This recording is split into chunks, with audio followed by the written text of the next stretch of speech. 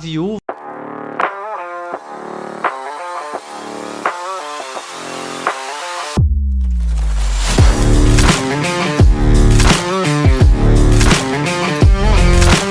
Estamos no ar com mais uma aula, mais um EBDcast. Hoje, lição 10, a sutileza contra a prática da mordomia cristã. É pra gente ter mordomia? É pra nós sermos mordomos? Ou pra ter um mordomo? E aí, o que vocês acham? Meu nome é Lucas e vamos aprender um pouquinho mais. A paz do Senhor, meus amados irmãos e amigos que nos ouvem, a todos, que estão aí nos ouvindo. Estamos aí gravando mais um podcast. Quero lembrar a todos para ficar conosco até o final. Deixe sua dúvida, deixe seu comentário. Nós estamos presentes no Facebook, no Instagram, em todas as plataformas aí de áudio. Estamos no YouTube também. Lembrando, você que está nos ouvindo por YouTube, já deixe seu like. Vai ajudar a fortalecer esse canal, deixando seu like. E compartilhe com as pessoas, esse link, este vídeo. É bênção para a sua vida, pode ser bênção também para outras pessoas. Deixe aí a sua sugestão, o seu recado. É importante você também interagir conosco. Só para você procurar lá a palavra compartilhada, você vai nos achar em todas essas plataformas. Como o Lucas disse, aula de número 10, uma aula onde vamos aprender sobre a mordomia cristã. Eu sou o Guilherme e desde já eu agradeço você pela sua presença. Eu não sou Alfred, mas sou mordomo de um super-herói. Eu sou o irmão Felipe, tentei ser engraçado, mas não consegui. Sejam todos bem-vindos, graça, paz, favor e misericórdia de Deus. Vamos para essa aula, vamos aprender. Qual é que é dessa mordomia cristã? Quando fala de mordomia cristã, eu já lembro do Alfred e do Batman já. Mas acho que eu não consegui. Você vê aqui que os irmãos estão inspirados, hein? Falou de mordomia, os irmãos estão inspirados. Bom, vamos lá, Partindo da nossa aula aqui, como sempre, 3 tópicos com seus subtópicos. Dessa vez é só 2, hein? Esse irmão aqui, José Gonçalves. O irmão José Gonçalves aqui é 2 subtópicos por tópico.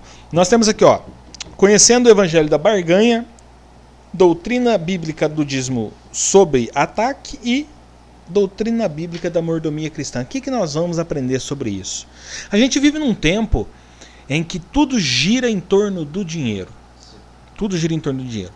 Tudo é muito materialismo, tudo é muito me dá que eu te dou, mas você tem que me dar. É tudo no toma lá da cá, Tudo gira em torno disso. As pessoas já não vivem mais a sua vida para ajudar alguém ou simplesmente por viver. As pessoas hoje vivem para ter lucro, vivem para juntar riqueza, aumentar os seus dividendos lá na corretora de investimentos e só isso.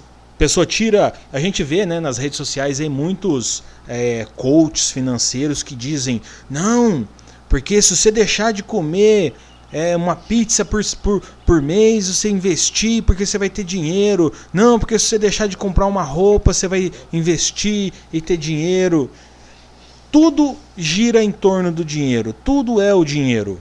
E já não tem mais aquela questão de você ter prazer em viajar, você ter prazer em comprar uma roupa, de você ter o prazer de experimentar uma comida nova. No começo do ano, eu fui para praia, e aí lá eu tive o prazer de experimentar ostra. Nunca tinha comido ostra, nem casquinha de siri e muito menos lula provençal, e eu pude experimentar e uma delícia, hein? Recomendo. E a gente perdeu um pouco disso, de você aproveitar as boas coisas da vida. Hoje tudo é muito poupar, para colocar para render, para você fazer dinheiro, porque dinheiro, e você quer aumentar a sua quantia de dinheiro. E para quê? E para quê? Como nós cristãos vamos enxergar isso mediante ao mundo? Nós temos um tesouro maior, nós temos tesouro no céu, nós temos um galardão, nós temos um Deus que é dono do ouro, dono da prata. Às vezes nós passamos a vida toda aqui na terra correndo atrás de dinheiro, mas esquecemos que no céu o ouro vai ser o chão que nós vamos pisar.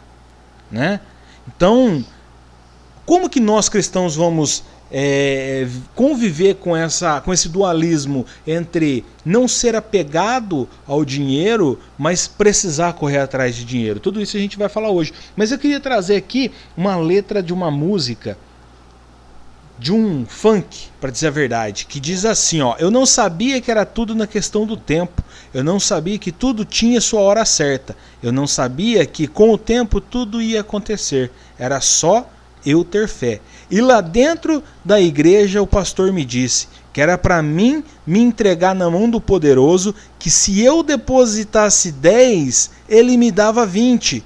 Porque tudo que você planta, você vai colher em dobro. Para começo de conversa, um funk com letra razoavelmente bem escrita. Não quero aqui falar mal de música, não sou músico, mas ele chega até um certo ponto falando que era só entregar na mão do Todo-Poderoso que ele cuidava, mas que era para eu dar 10 que ele dava 20. E aí eu fico me perguntando, Deus é agiota agora? Deus é um banqueiro que fica lá, ó, me dá 10 que eu te dou 20, mas aí nesse caso ele está no prejuízo, né? Porque se ele pega metade e te dá o dobro, ele está no prejuízo, então não é um banqueiro. Eu queria que vocês, e principalmente o Guilherme, que é um banqueiro, trouxesse aqui, né, um pouquinho da visão de vocês a respeito dessa moeda de troca, porque muitas das vezes as igrejas usam isso, usa oferta, usa dízimo como uma moeda de troca, uma barganha com Deus. Olha, você tem que dizimar, você tem que ofertar, porque senão Deus não vai te abençoar, porque senão Deus não vai abrir as portas para você, porque isso, porque aquilo, e muitas das vezes utilizam versículos de maneira errada, utilizam versículos da Bíblia que tratam de dízimo e oferta, mas de maneira errada. E aí eles pegam a pessoa por esse ponto da fé e tentam manipular a fé da pessoa para que a pessoa deposite cada vez mais. Existe igreja aí que força os seus obreiros a depositar 13º inteiro, depositar a premiação que ganha porque foi Deus que deu, então a gente tem que devolver para Deus. Tem uma igreja aí que levou os pastores e as pessoas de liderança a colocar todos os seus bens no nome da igreja para não deixar nada para os descendentes, porque tudo é de Deus. Então a gente vê que existe uma manipulação da fé só em busca do dinheiro, só em prol do dinheiro. E aí eu queria que vocês comentassem qual é a opinião de vocês nessa prática maléfica. E também lembrando que existe aquelas igrejas que dizem assim que se você não dizimar, você vai para o inferno, você não vai ser salvo. Quer dizer, a cruz de Cristo, Cristo já não salva mais, agora é o dízimo que salva. Então, começando aqui pelo presbítero Guilherme e depois o Fê, eu queria que vocês comentassem um pouco a respeito dessa barganha e dessa negociação da salvação através de dízimo e oferta. Bem, vamos lá. É complicado isso daí, porque hoje vivemos numa era onde que está vindo muito forte a teoria da prosperidade. Todas as igrejas, quase todas, não vou generalizar, não posso generalizar, mas quase todas as igrejas hoje, elas pregam a teoria da prosperidade. Seja uma igreja avivada, seja uma igreja pentecostal, seja uma igreja neopentecostal, seja uma igreja tradicional, uma igreja mais atual, mais moderna, elas pregam a teoria da prosperidade. E isso tem que tomar muito cuidado, porque virou barganha com Deus. Virou barganha. Se você der, você vai receber. Se você não der, você não recebe. É complicado isso, né? Que Deus é esse? Que Deus é esse que faz barganha? Meu irmão, Deus não faz barganha com ninguém. Muito menos com finança. Eu já vi gente barganhar com Deus no jejum. Eu já vi gente barganhar com Deus no jejum. Senhor, eu vou fazer o jejum. Se o Senhor me der isso daqui, eu faço o jejum. Né? Ou eu vou fazer o jejum para o Senhor me dar. Eu já vi gente barganhar desse jeito. Primeiro você faz um jejum, né, para se consagrar. Ou o jejum por alguma causa, esperando uma resposta sobre aquela causa. Mas nunca como eu vou fazer e o Senhor tem que me dar. Isso é barganha. E nos dízimos se tornou dessa forma. Eu levo o meu dízimo na igreja, a minha oferta na igreja, esperando que Deus me dê algo em troca. E se Deus não der? E aí? Ah, então eu entrei na igreja errada. Essa igreja é de pouca fé, eu tenho que ir naquela outra. Irmão, não existe isso. Pastores que pegam o microfone de púlpito para falar para irmãos, usando a palavra de Deus, que o irmão tem que dar 20 para receber 40. Esses pastores têm que colocar o joelho no chão e se converter. Porque são homens tolos, são homens fora da palavra de Deus, seja a posição que for. São homens que estão corrompendo a verdade bíblica para tirar a carne e a gordura das ovelhas. São pastores que não se contentam com a lã que essas ovelhas dão, mas tentam tirar a gordura e a carne das ovelhas. Pastores que precisam se converter verdadeiramente, mas que um dia vai chegar esse momento que eles vão ter que pagar, eles vão ter que prestar conta. A Bíblia fala que nós vamos chegar perante Deus e prestar conta da nossa administração. Então, meu irmão e minha irmã que me ouve, não caia nessa balela de troca. Deus não faz troca com ninguém, muito menos no seu dinheiro. Não caia nessa balela. Isso é mentira. Nós vamos aprender aqui um pouco sobre essa mordomia. O porquê a palavra mordomia, mordomo de servir, mordomo de estar pronto ali para fazer a coisa certa. Mordomo é aquele que cuida. Mordomo é aquele que administra. A mordomia cristã, aquele que administra bem as suas finanças, não faz troca com Deus. Eu entrego meu dízimo não por uma troca ou por uma obrigação. Eu entrego meu dízimo por um mandamento que entendo como verdade na minha vida. Eu sou abençoado não por dar o meu dízimo. Eu sou abençoado por obedecer no dízimo. A quantidade da minha oferta não vai falar a quantidade da bênção que eu vou receber. A quantidade da bênção que vai chegar até a minha vida é a determinada por Deus para chegar. Deus não vai colocar mais na minha vida daquilo que eu possa suportar ou aguentar. Por quê? Porque eu posso dar muito, esperando que Deus vai me colocar sobre muito, mas se Deus vê que o muito vai me levar para o fracasso, Ele não vai me colocar sobre o muito. Ele vai colocar aquilo que é necessário para a minha vida. Mas isso não vai depender de quanto eu dou. Uma vez escutei uma pessoa falando: aquele que dá 1.000 vai ser recompensado à medida dos 1.000. Aquele que dá 10.000 vai ser recompensado à medida dos 10.000. Mentira, enganação. O que vai determinar a bênção chegar ou não chegar na minha vida é a minha obediência, tanto no dízimo quanto na oferta. E a medida com que ela vai chegar é determinada por aquilo que Deus enxerga no meu coração, não por aquilo que eu dou. Irmão Guilherme, então explica para mim por que as pessoas são abençoadas. Por que eu vi o irmãozinho entregar o carro dele na porta da igreja e 2, 3 meses depois eu vi ele comprar um carro melhor e ser abençoado com um carro melhor? Porque Deus enxergou o coração dele, meu irmão, minha irmã que me ouve. Porque Deus enxergou o coração dele. E Deus ali honrou a fé dele. Deus honrou a fé dele. E abençoou. Porque Deus enxergou naquele momento que era necessário ele receber aquela bênção. Não foi pela voz de um pastor que se coloca, se institui como profeta. Não foi. Foi porque Deus quis abençoar ele naquele momento. Agora, eu já vi outros que entregou o seu carro, a sua moto, e até hoje trabalha e luta de sol a sol para conquistar aquele bem de novo, e até hoje não conquistou. Como me explica isso? Ah, porque Deus então não enxergou nele a necessidade de dar uma coisa melhor para ele, que enxergou no primeiro, irmão Guilherme? Sabe o que Deus fala? Sabe o que Deus talvez enxergou? Não estou aqui me colocando na posição de Deus para ver o que é o coração de um ou do outro. Mas talvez Deus viu que aquele irmão entregou aquele carro só como uma barganha, como uma troca.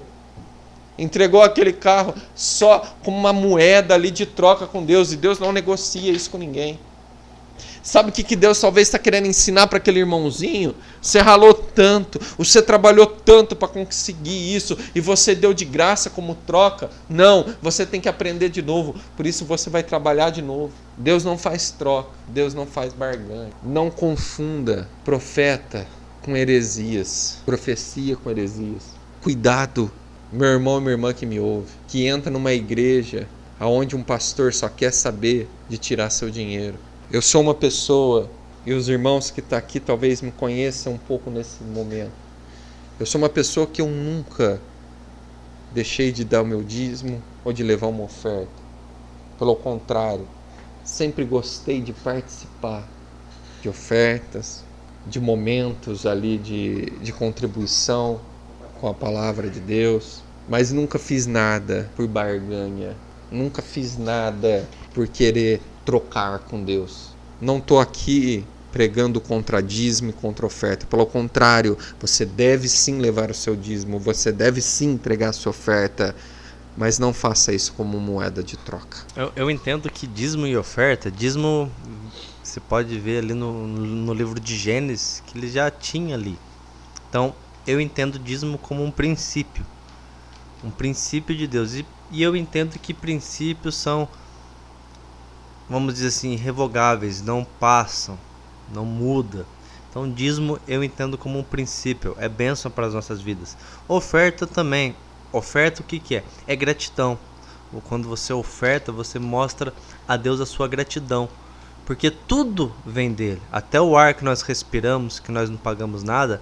Até um dia o pastor Pedro, no auge da pandemia, pregando e falando sobre como que Deus nos agracia até com o ar que a gente respira, que é de graça. E aquelas pessoas que precisou de oxigênio no hospital e não tinha, ou até tinha, mas vai ver o preço que é para você pagar o oxigênio para você respirar no hospital. O preço que custa é extremamente caro. E Deus nos dá isso de graça, é um privilégio. Então eu vejo que oferta é a gente poder, o próprio nome diz oferta, é algo que você faz voluntariamente como um ato de gratidão a Deus. Mas nós vamos ver que Jesus vem nos trazer isso. E nós acabamos de falar na aula anterior sobre os desigrejados. E dos coisas que eles batem muito forte, os desigrejados, é sobre dízimo e oferta. Talvez sejam por mágoas do que alguns homens, não vou aqui dizer que é ou não é de Deus, mas que se proclamam homens de Deus, às vezes apelam nesse sentido de pedir demais. E alguns irmãos acabam cedendo porque essas pessoas que pedem, elas são bons de lábias, eles sabem conversar. E eles pedem, e nisso algumas pessoas acabam caindo.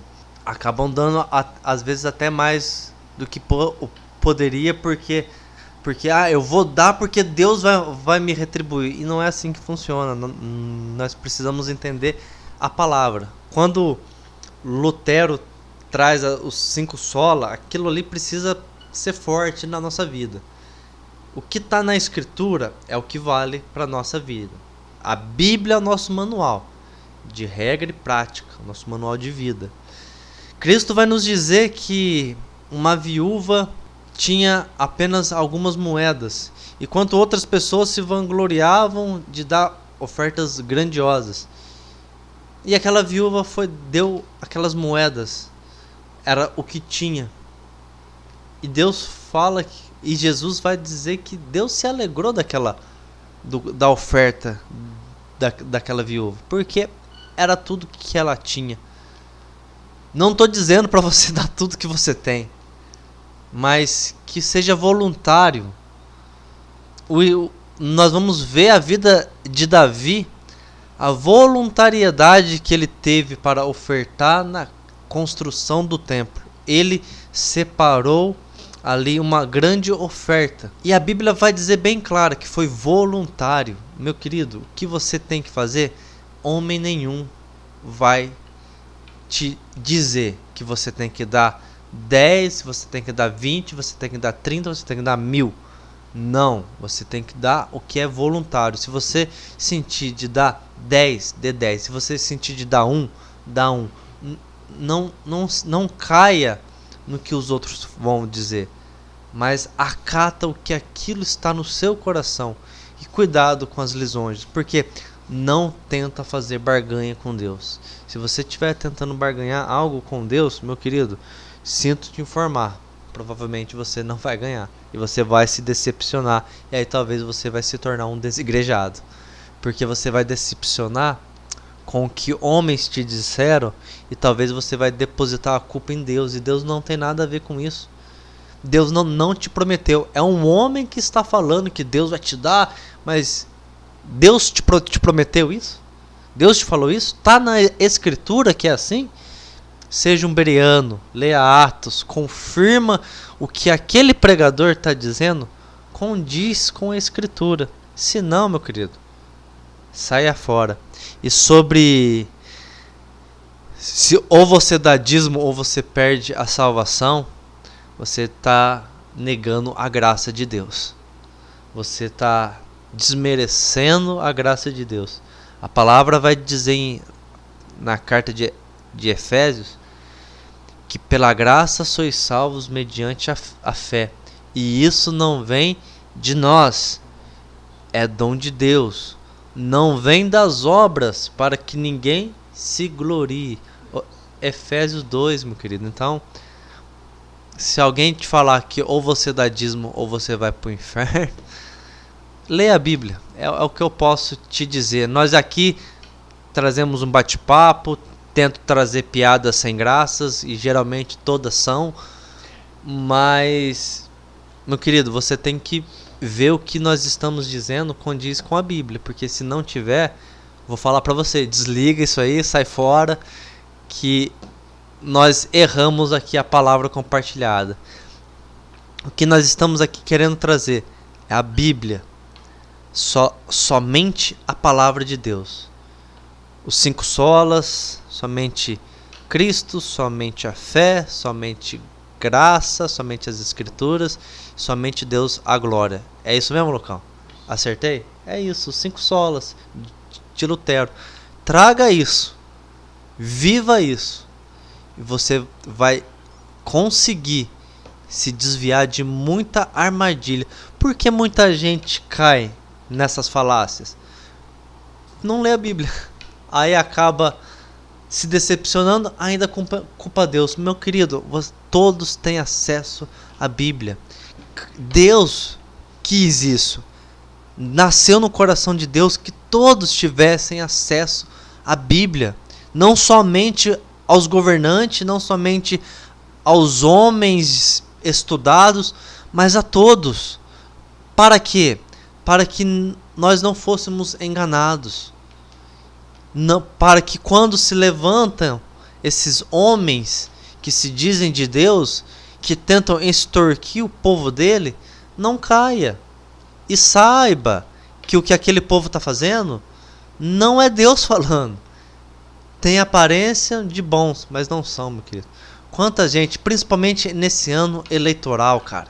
Esse ano eleitoral, quanta gente que está se levantando aí de irmão fulano, vota no irmão fulano que ele é deputado, vota no padre ciclano que é senador, vota no pastor Saci Pererê, nem sei se tem esse, porque ele é governador. Meu querido, se o cara precisou usar uma nomenclatura de fé ou de Deus para conseguir algo, fique esperto que isso aí provavelmente Deus não está nisso. E em contrapartida a gente encontra os irmãos que pregam contra o dízimo, né? A gente vê aqueles que pregam que o dízimo é coisa da antiga aliança, que o dízimo já não existe mais, que você não tem que dar dízimo, que isso, que aquilo.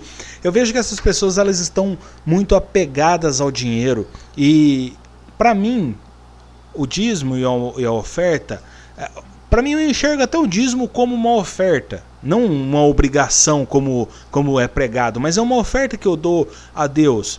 E isso diz muito sobre a gratidão que eu tenho a Deus por tudo aquilo que Ele faz por mim, por tudo aquilo que Ele me dá. Eu, uma certa vez, eu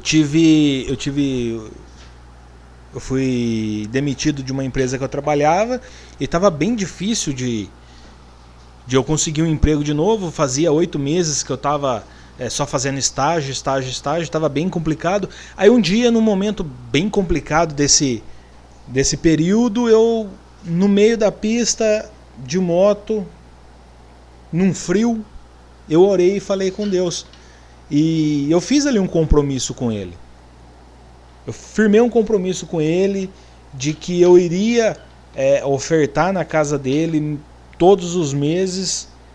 E a única coisa que eu pedi para ele naquele momento foi que ele me concedesse um serviço melhor. E eu fiz uma certa descrição de como eu queria aquele trabalho. Por incrível que pareça, foram 14 dias até eu começar nesse novo emprego da maneira como eu pedi.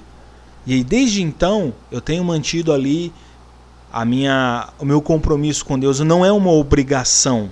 É um compromisso que eu tenho com Deus, de gratidão a Ele, e sempre que eu posso ofertar além, eu oferto além daquilo que eu determinei que eu ofertaria a Deus. Além, obviamente, do dízimo, que a gente entende como um princípio, né? Um princípio básico de fé é você ser dizimista e ofertante. Então eu enxergo que essas pessoas que pregam contra o dízimo, elas têm muito apreço ao dinheiro, elas se apegam muito ao dinheiro e acabam deixando a sua fé em Deus de lado, porque eles não acreditam que Deus é o provedor, eles não acreditam que Deus é quem sustenta o homem.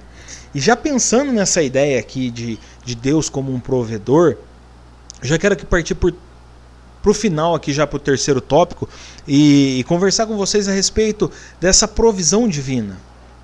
Deus, ele ainda provém para o homem o sustento?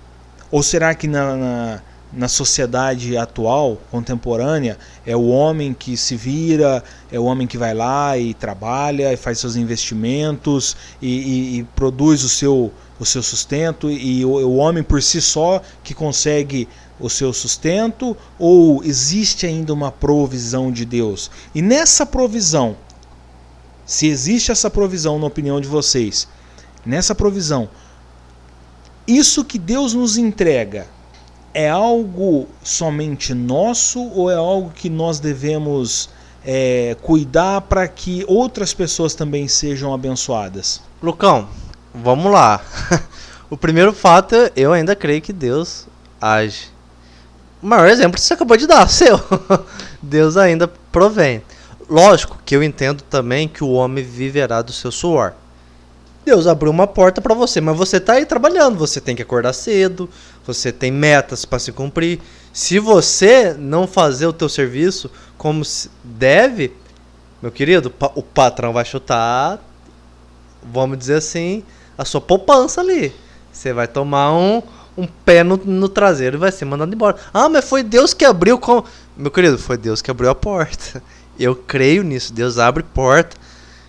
Deus tem essa capacidade. Deus ouve, primeiramente, Deus ouve as nossas orações. Eu entendo também que Deus não fica indiferente no nosso sofrimento, que Ele tem prazer no nosso sofrimento. Eu entendo que Ele não tem prazer no nosso sofrimento, muito pelo contrário. Por isso que quando nós nos colocamos em oração, numa oração principalmente sincera, Deus ouve e Deus atende. Mas cabe a nós também o princípio de trabalhar, de cumprir, chegar no horário, cumprir as metas, batalhar também por aquilo que Deus nos deu.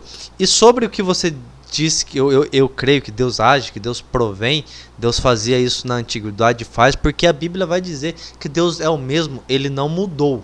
Então, se Ele não mudou, é o mesmo Deus que agia lá na antiguidade, Ele age nos nossos dias atuais. Eu entendo isso. Eu vejo que Deus não mudou. E sobre o que Deus dá para nós, eu entendo que o que Deus nos dá, as bênçãos que Deus provém sobre as nossas vidas não é somente para nós. Por quê? Nós estávamos falando dos desigrejados. O que é igreja? É comunhão, é compartilhar o pão, é dividir o pão.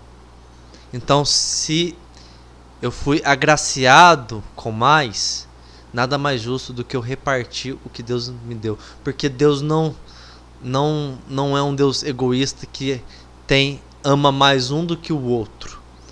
Deus não daria mais para você porque você é o queridinho de Deus, então toma, usufrui. Não. O que eu vejo de Deus, a bênção de Deus não é somente para um. A bênção de Deus, nós vemos em Israel, era para todas as nações. Quando Deus fala para Abraão, benditas serão todas as famílias por causa de você, Abraão.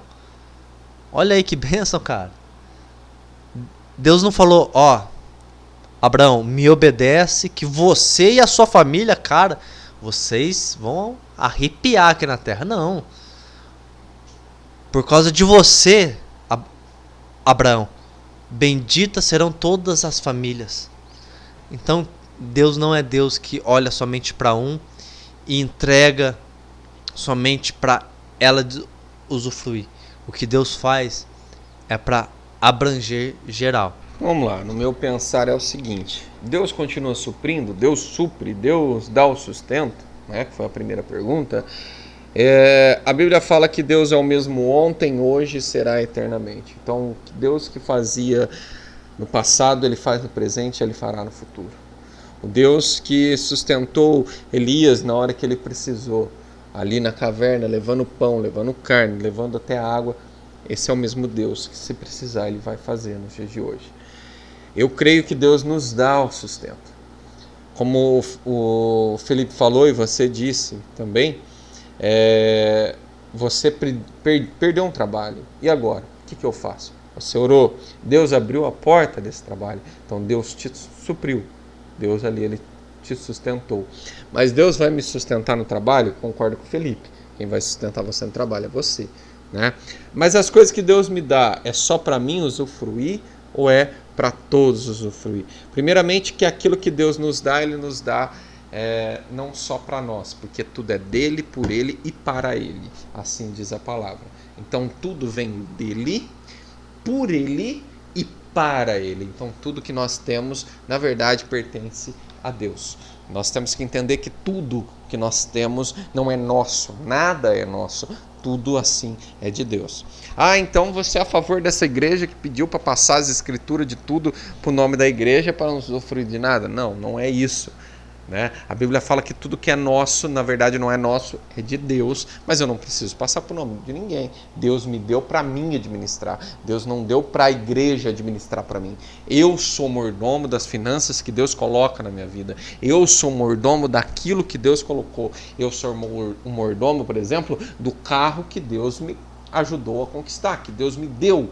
Né? Deus me abriu a porta do meu emprego, eu trabalhei, Deus ali me deu sabedoria para continuar trabalhando, para juntar aquele dinheiro para ir lá comprar aquele carro. Ou seja, Deus me deu o carro. Então o carro pertence a Deus, porque tudo é dele, para ele e por ele. Só que o documento do carro está no nome de quem? Está no nome do Guilherme, porque eu sou mordomo, eu sou o administrador deste carro. Entendeu? Então é isso que eu entendo como aquilo que Deus nos dá serve para outros usufruir também? Sim. Né? Deus me deu o meu carro. Se um irmão precisa ir para a igreja e precisa de uma carona, o meu carro está aí para dar carona, para levar o irmão para a igreja. Por quê? Porque o carro não é meu, então o outro também pode usufruir dele. Deus me deu a minha casa. Se meu irmão precisar um dia de um abrigo, eu posso abrir a porta da minha casa, né? Para colocar um irmão, para abrigar um irmão. Lógico, sempre com uma direção, sempre buscando também a direção de Deus. Mas Deus também me deu a minha casa para talvez um irmão precisar de uma oração, ele poder ir lá para a gente orar junto, não é? Para a gente estar ali debaixo de uma comunhão, não é isso? Deus me deu o meu trabalho para que através daquele trabalho eu possa ganhar o sustento da minha família, né? E assim ajudar a minha família, ajudar a outros, não só para guardar aquele dinheiro para mim e ser um avarento, né? Economizando dinheiro, que é aquilo que a Bíblia fala, não adianta nada guardar dinheiro aonde a traça e a ferrugem consomem, mas sim a juntar tesouros no céu, né? Onde que não há traça e nem ferrugem. O que a Bíblia quer dizer com isso? É pecado fazer uma poupança? É pecado guardar um dinheiro? É pecado fazer uma aplicação financeira? Investir em ação? É pecado? Não, não é pecado. Você pode fazer isso. Você deve fazer, se assim condição para isso você tiver, né? Você deve fazer. Mas na hora que você estiver bem, ajude aqueles também que não estão. Olha para o necessitado. Olha para aquelas pessoas que ajudaram a alavancar você. É isso que é pegar a bênção de Deus, no meu entender, Lucas, e usufruir com os outros. Então, aquilo que Deus nos dá, meu irmão, não é para nós. Tudo é para Ele, por Ele e para Ele. Esse é um versículo que uma vez uma pessoa pediu para me explicar esse versículo. Como que é isso? Por que tudo vem de Deus? Tudo vem dele. Então tudo é por Ele. Mas tudo é por Ele e para Ele. E dele. Né? Como assim? Explica isso. Deus, Ele nos dá. Depois que Ele nos dá, Ele ainda nos ajuda a permanecer, para que depois possamos entregar de volta. Eu acho legal uma passagem de Apocalipse que fala que seremos coroados ou galardoados. Só que tem uma passagem em Apocalipse que fala também que ali chegou 24 anciões e eles se prostraram. E eles então tiraram as suas coroas e depositaram ao pé. Aquilo que eles receberam, eles devolveram. Eu acho bonita essa passagem, porque ali mostra que tudo é dele, por ele e para ele. Ele nos deu, mas para ele vamos devolver. Muito bem, é isso aí. Né? Inclusive o único que tentou tomar algo para si próprio foi Lúcifer, que foi banido dos céus, né? Ele tentou tomar o reino de Deus para si próprio e não se deu muito bem. Então nisso tudo que a gente conversou aqui, a gente vê que para nós cristãos é um privilégio que nós temos de poder contribuir. Né? Hoje, talvez nós estamos numa situação melhor e nós podemos contribuir. Em algum momento da nossa vida, nós podemos estar numa situação ruim e precisar dessa ajuda. Né? E se nós contribuirmos quando nós temos, obviamente que pela nossa fé, pela nossa confiança em Deus, Deus ele vai suprir a nossa necessidade. A justiça. Né? A justiça de Deus, exatamente. Não é essa questão de tudo que eu plantar eu vou colher. Quando a Bíblia fala sobre isso, inclusive na música do rapaz está isso, mas quando a Bíblia fala sobre isso, a Bíblia fala de Deus não se zomba. Tudo que você plantar certamente colherá. É isso que a palavra de Deus diz. Não dá pra gente isolar esse versículo e falar assim, olha, eu vou plantar coisas boas porque eu vou colher coisas boas. Ok, essa é a regra da vida, mas não é pensando apenas na colheita. Porque existem, eu quero aqui fazer uma paráfrase, uma analogia, na verdade, né? Eu quero fazer uma analogia só para a gente finalizar, e eu já encerro, do seguinte: existem certas plantações que as pessoas fazem que quem vai comer os frutos são os filhos, às vezes os netos. Existem plantas, existem árvores que levam 100 anos para frutificar. Então a gente planta e a gente não vai comer o fruto. Aí é o nosso filho, o nosso neto que vai comer o fruto. Então, nem tudo que a gente planta a gente colhe nessa vida. Mas, com certeza, se nós nos mantivermos fiéis a Deus, Deus ele terá muito prazer em nos ajudar, em estender a mão e entregar aquilo que é dele. Porque é dele. O Gui acabou de explicar muito bem, é dele. E ele vai nos entregar, se nós estivermos de acordo com a vontade dele. E é isso aí. Então, vamos finalizar por aqui. Eu quero orar pela sua vida. Senhor nosso Deus, nosso Pai, Eu oro, Pai, sobre cada ouvinte que está nos ouvindo, Pai, por cada pessoa que abriu, Senhor, a porta da sua casa para que essa mensagem entre. Senhor, tira do nosso coração todo engano, toda, Senhor, arrogância, toda ganância, Pai, desenfreada por esse dinheiro. Pai, em nome de Jesus, tira, Senhor, do coração desses homens que se levantam para roubar a gordura das ovelhas, ó Deus, este engano, ó Pai. E nos leve, Senhor, a viver um verdadeiro evangelho como mordomos, como bons administradores que somos, Senhor, das suas coisas e da sua casa. Abençoa cada lar, abençoa cada família. É o que eu oro e já te agradeço, em nome de Jesus. Que a graça e a paz de nosso Senhor e Salvador Jesus Cristo, que o grande amor de Deus e as doces consolações do Espírito Santo do Senhor seja com cada um dos meus amados irmãos e irmãs, com cada lar e com cada família representada e com toda a amada igreja, e junta nós digamos amém.